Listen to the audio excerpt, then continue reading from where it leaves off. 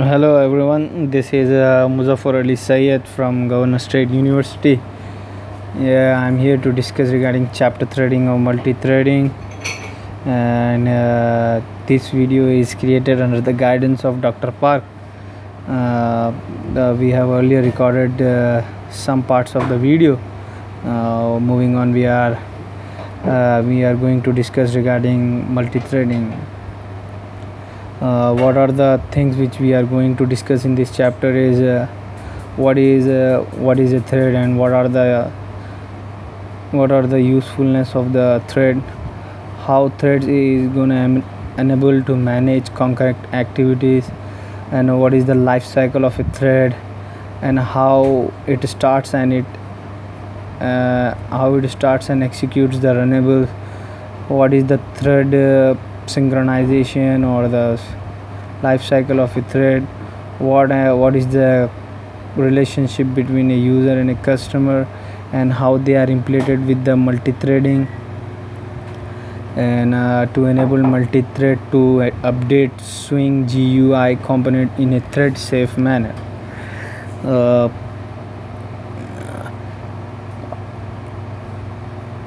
In this introduction part, what it is trying to discuss is what is an operating system. Operating system is nothing but a interface between the user and a computer through a software. The user and a computer is interacting. Operating system runs on a single processor.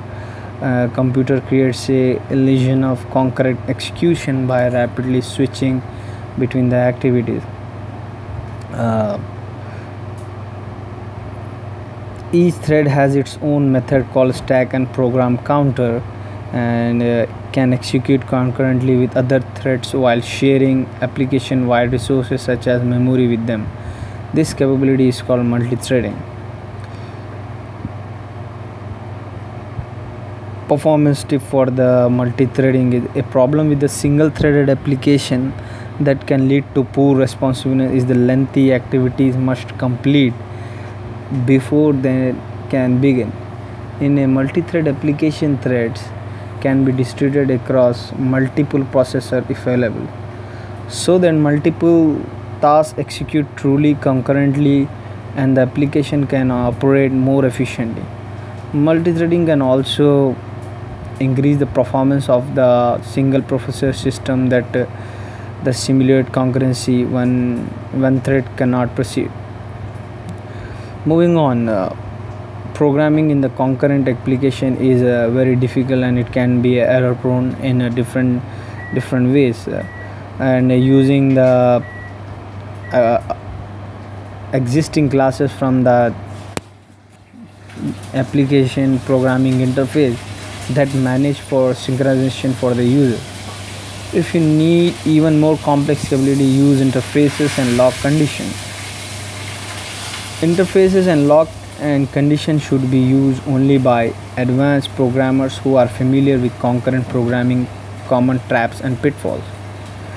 Thread states and life cycle of a thread. The life cycle of a thread contains 5 stages. At any time, a thread can be used in several threads, and the description of the thread life cycle is being described in a user modular language state diagram.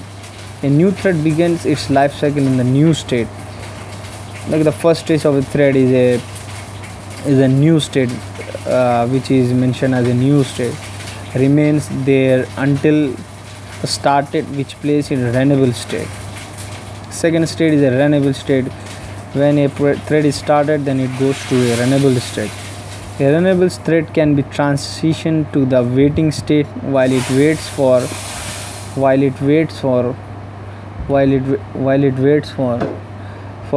another thread to perform a task. Transition back to the runnable state only when thread notify it to continue executing. A runnable thread can enter the timed waiting state for a specified interval of time. Transition back to runnable state when the time interval expires or when the event it's waiting for occur. Runnable state is a third state in the thread life cycle, and in this thread the processor is not using this technique, and a sleeping thread remains the time waiting state, and which we can define as a more specific stage, and it is usually we can call as a sleeping interval thread, after which it returns to the runnable state. A runnable thread transition to the block state when it attempts to perform a task that cannot be completed immediately, and it must be temporarily wait until the task completes. A runnable thread enters the terminated state when it successfully completes its task or otherwise terminates due to an error occurring. You can able to see in this diagrammatic form of a UML state chart diagram, where in this you can able to see this a thread is being started, and a program starts the thread, and then it goes to the runnable state. Then after going to the runnable state, then it is moving to the waiting state. Then waiting state is completed, then it sends a notification to it is notifying to the runnable state that it has completed the second stage of a thread.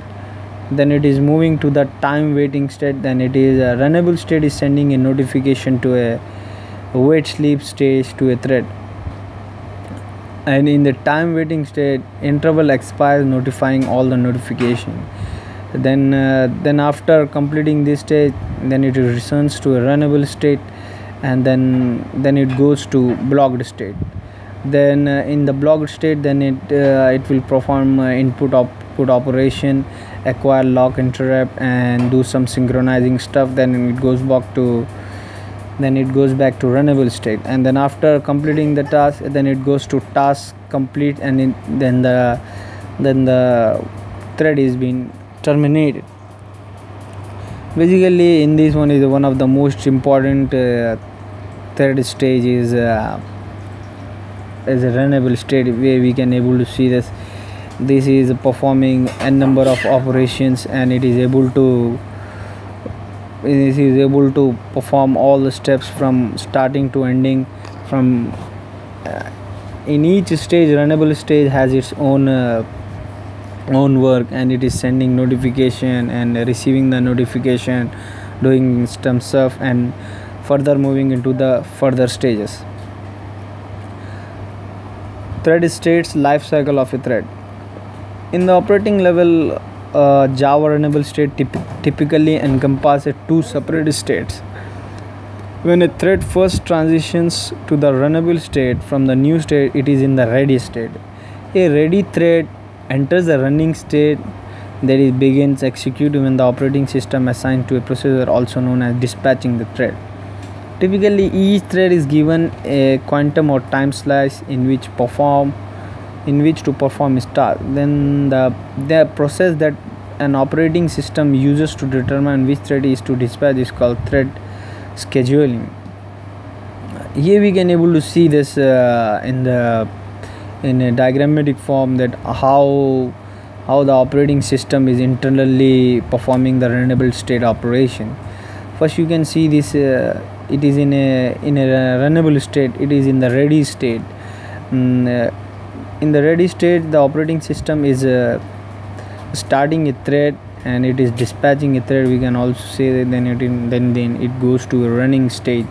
Then into running state, then it is go to the running state to the ready state by using the quantum expiry method. In runnable stage, internally they are trying to perform two operations, ready and ready state. At the back end of the operating system, they are able to do this stuff. Each and every stage in the runnable state perform its own operation, so that the processor does not get any error prone. The life cycle of a thread continuation. Every Java thread has a thread priority. They are basically using the thread priority method that helps to determine the order in which threads are scheduled. Like informally, and higher priority threads are more important to program and should be allocated processor time before lower priority thread. Thread priorities cannot guarantee the order in which threads execute, do not typically explicitly create and use the thread objects to implement concurrency. Rather use the executor interface described in different sections. Mostly in every operating system supporting time slicing, in which it enables the threads of equal priority to share a processor. An operating system thread scheduler determines which thread runs next. One simple thread scheduler implementation keeps the highest priority thread running at all time. If there is more than one highest priority thread, ensures that all threads execute for a quantum each in round robin fashion. Uh, Round robin is a technique which is used in the thread life cycle, in which the processor defines the scheduling priority, how a thread is being scheduled, which is a which schedule which thread is been which thread should be in a new state, which thread should be in a running state, which thread should be in a executing stage, which thread should be in a time slicing stage, and which thread should be in a terminating stage. Thread states life cycle. When a higher priority thread enters the ready state, the operating system generally preempts a concurrently running thread. An operation which is basically known as a preemptive scheduling. Higher priority threads could postpone possibly indefinitely during the execution of lower priority threads. In this indefinite postponement in sometimes is referred to as starvation. Operating system employ a technique called aging to prevent starvation. In every based on a thread life cycle, they are trying to use a higher priority thread. When a thread which is having a higher priority is going into the ready state, once it is goes into the ready stage, then it performs the preemptive schedule. Java provides higher level concurrency utilities to hide much of this complexity and make multi-threaded programming less error prone. Thread priorities are used behind the scenes to interact with the operating system. Yeah, which I have already told in the beginning, that the operating system is performing this back-end task of multi-threading. Uh, Basically, Java provide a higher level of concurrency release to hide much of this complexity and multi-threading programming used. But most of the software developers which they try to tend to use the Java multi-threading will not be concerned about what setting and adjusting the thread priority. Thread scheduling is a platform dependent. The behavior of multi-thread program could vary across different Java implementation. Yeah, basically the multi-threading concept may vary based on the different platform like Java, and it may vary on .NET, or it may vary on C++, or it may vary on the R Sharp and the Python languages.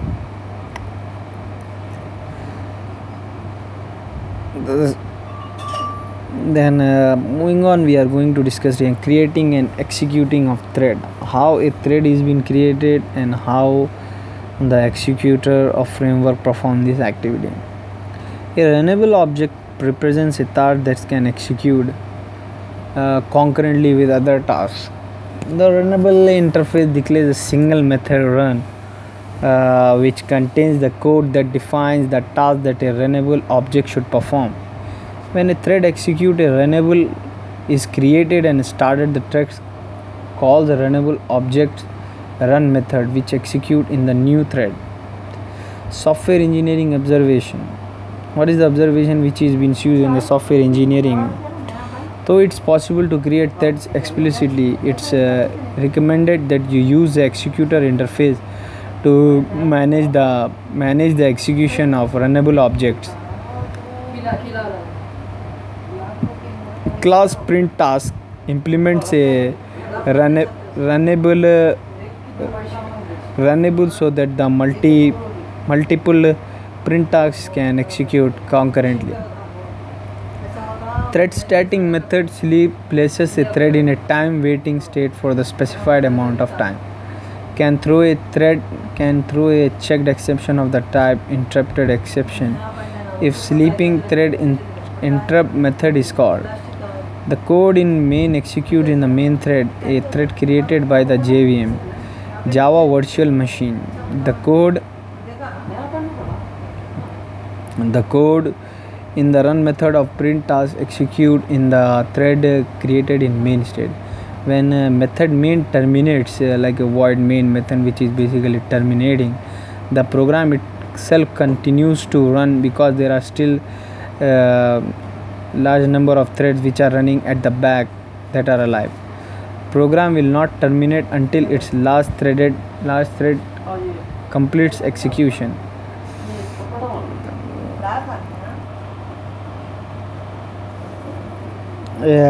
Below is the program which is going to discuss regarding print task class list for random time for a minimum time frame of between 0 to 5 seconds.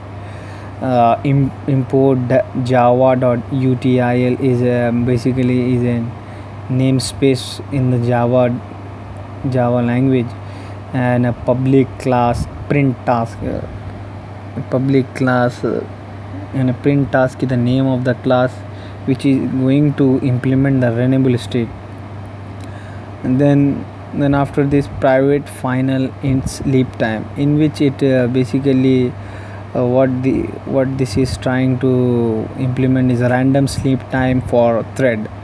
And private final string task name, what will be the name of the task of the thread. And a private final static random generator new random. In this we are trying to create an object for the random class, for the random namespace. Then after that we are using the constructors are used to initialize the values. Public print task string name. In this it will try to put the name of the class and or the task name. Task name is equal to name set task name, then pick random sleep time between 0 and 5 seconds, and sleep time generator next in is 5000 milliseconds, and end print construction. This was a program regarding the print task Java, how a print task is being performing in a multi-threading with a time frame of around 0 to 5 seconds. In this public void main method is an initial startup of any program. Method run contains the code that a thread will execute. Public void run try put thread to sleep for sleep time amount of time. System out.printf is used for printing a statement. Then task name comma sleep time. In this they are trying to give the task name and the sleep time. And then thread dot sleep time put thread to sleep. Then the thread is ending. Then the catch method is used. Interrupted exception is used, and then system out.printf, which is used for printing a statement with a task name and with the end catch. Print task name system out.print. Once the thread is completing the sleeping stage, then the name of the task and the thread will be shown here. End method run end class print task. task executor.java using an executor service to execute runnable. Import java.util.concurrent executors. Import java.util.concurrent executor service. These are the namespaces of the Java. In this public class, task executor is the name of the class.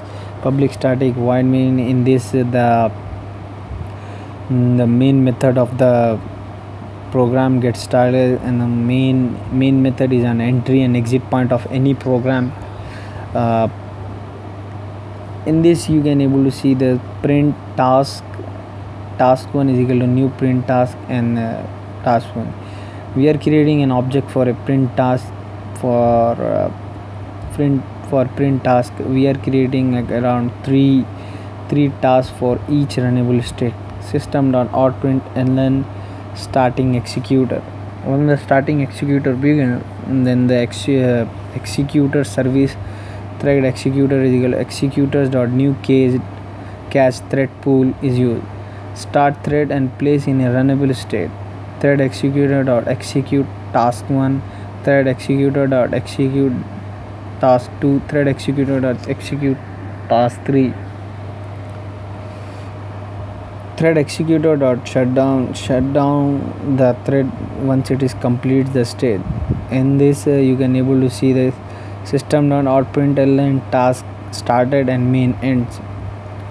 By seeing the output we can able to understand that we have given for starting the executor, then task started in the main end, and task 1 going to sleep for around 4806 millisecond, and task 2 is going to sleep for 2513 millisecond, and task 3 is going to end for around 1132 millisecond, and task 3 is going to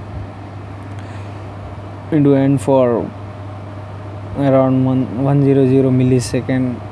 Then this goes on to task 2 done sleeping and task 1 done sleeping, and this continuous process will be going on until the thread is been terminated. Starting executor,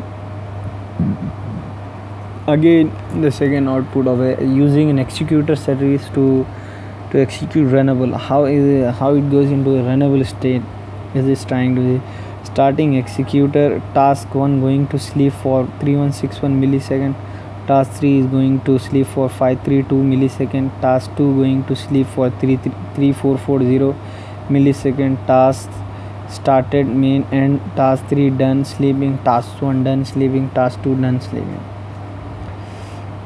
I recommended that you use the executor interface to manage the execution runnable objects for you. Typically creates and manage a group of threads called pool to execute runnable.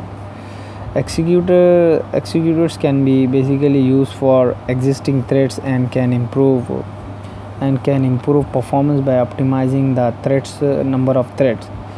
Executor method execute different executable runnable threads as an argument. An executor assigns every runnable passed to its execute method to one of the available threads in a thread pool manner. If there are no available threads, the executor basically terminates the new thread or waits for a thread to become available. The executor service interface extends executor and declares executor for managing the life cycle of an executor. An object that implements this interface can be created using static method. A static method is basically nothing but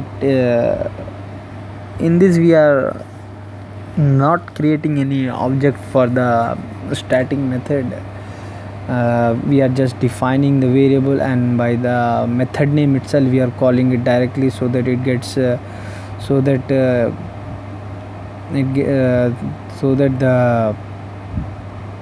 there will be no burden to the compiler, and there will be no object creation in the static method which is declared in the executor section. Executor method is new cased thread pool which returns to an executor service that creates new threads as they are needed by the application. Executor service that creates new threads as they are needed by the application. Executor service method shutdown notifies the executor service to stop accepting the new task but continues executing that have already been submitted. Thread synchronization. What is a thread synchronization? Is when multiple threads share an object, it is modified by one or more of them in determinate results by occurrence to access the state object is managed. This problem can be solved by giving only one thread at a time exclusive access to code that manipulates the shared object. During that time, other thread desiring to manipulate the object are kept waiting. When the thread with exclusive access to object finishes manipulating it, other threads desiring to manipulate the object are kept in a waiting stage. When thread with exclusive access to the object of the one of the thread that was waiting is allowed to proceed in a further stage. This process we can call, or we can refer as a thread synchronization. Coordinate access to shared data by multiple concurrent threads. Thread synchronization is basically depending on the exclusive access to code that manipulates the shared object, and that is trying to establish a connection between thread accessing and a shared object excludes all other threads from doing so simultaneously. This is called mutual exclusion.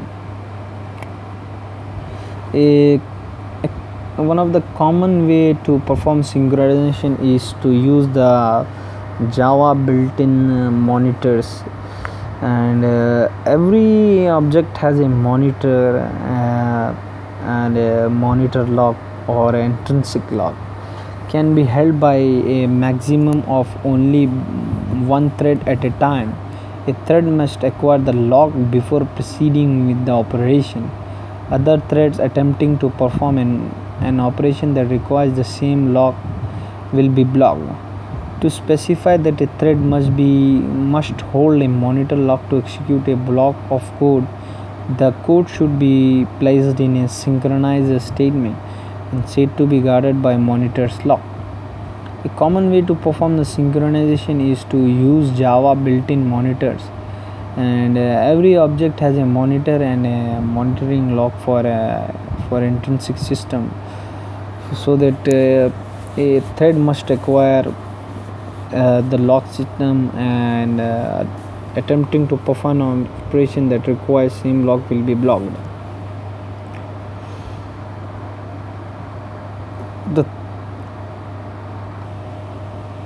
The thread synchronization, this is the continuation of the thread synchronization. The synchronized statements are declared using the synchronize keyword. In this we are trying to write a method for the thread synchronization in synchronize, and we are giving the method name and object, and the rest of the statement will be write in the parenthesis bracket, where object is the object who is monitoring the lock will be acquired. Object is normally this if it's the object in which synchronized statement appears when a synchronized statement finishes executing, object's monitoring lock is released. Java allows synchronized methods. Unsynchronized data sharing. A simple array object will be shared across multiple threads. We enable those threads to place its values into array line, and simple array.java we are going to discuss regarding simple array.java program. And this is the class that is managing an integer array to be shared by multiple threads. Import java util dot arrays, import java dot util dot random. These are the namespaces of the java. And public class simple array is a class name of this program. And private final int array, the sheet integer array. Private int right index is equal to 0. Private final static random generator is equal to new random. We are creating a object for random. Construct a simple array for a given size. Public simple array int size array is equal to new int size. Add a value to the shared value. Public void int value int position is equal to right index. Store the right index and try catch. Put thread to sleep for 0 to 499 millisecond. Thread dot sleep generator next in 500 and end. Catch interrupted execution, and in at the last end catch is being used. The class that manages an integer array to be shared by the multi-threads. In this, the array is assigning the values in the program, like array 01 is equal to 1 is stored. System out dot printf, which is used for printing a statement. Thread dot current thread dot get name comma value comma position. Through this statement we are trying to get the name and value and position. And right index, increment index of element to be returned next. System out dot printf next right index and end method, used for outputting the contents of the shared integer array. Public string to string and return contents of simple array plus array dot string, and a method to string is ending and end class simple array. Unsynchronized data sharing. Unsynchronized data sharing is class array writer implement the interface of runnable to define a task for inserting values in a simple array object. The task completes after 3 consecutive integer beginning with the start value are added to simple array object. Array writer dot java adds integer to an array shared with other runnable. Import java.lang.runnable. Public class array writer implements runnable. The name of the class is name of the class for this program is array writer, which is implementing the runnable state. Private final is a keyword and simple array